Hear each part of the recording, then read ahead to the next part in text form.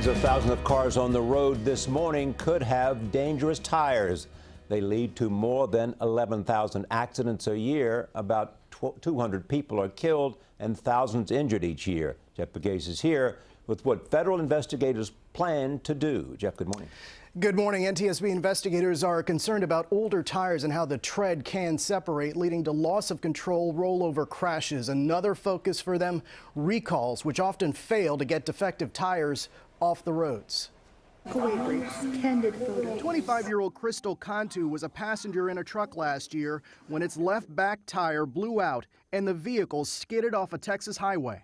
As soon as we hit a patch of grass, we started rolling. My arm just kind of flung out the window once it was time for my side to roll, and my arm got smashed in the process. Every year, there are about 11,000 tire-related accidents, injuring about 6,000 and killing just under 200 people. When you look at tires, there are a lot of reasons for tire failures. Underinflation, overinflation, road hazards. Trying to stay on the road. The NTSB's simulator showed us just how fast a blowout can cause a loss of control. When a rear tire goes, the trouble really begins. But Sean Kane, a tire safety expert, says a lack of information on the tire itself makes it difficult for consumers to determine the age of a tire and whether it is the subject of a recall. So there are a lot of flaws in the system that you see. I do see a lot of flaws in the system. I'm particularly troubled by the lack of a system for recalls that works.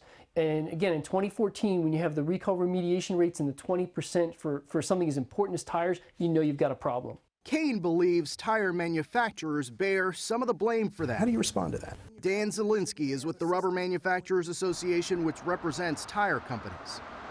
Well, manufacturers want recall tires back. One of the critical impediments to doing that is locating the individuals that have them.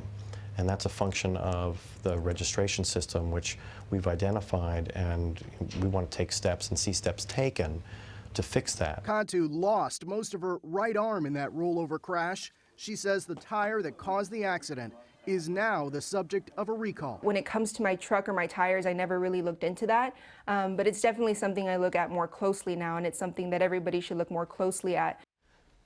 There is an online government resource to find out if your car is the subject of a recall, but the system in place for recalled tires is not as sophisticated, and some safety advocates believe that's why you're still seeing so many recalled tires on the roads. Wow, really important story. Jeff, thank you so much.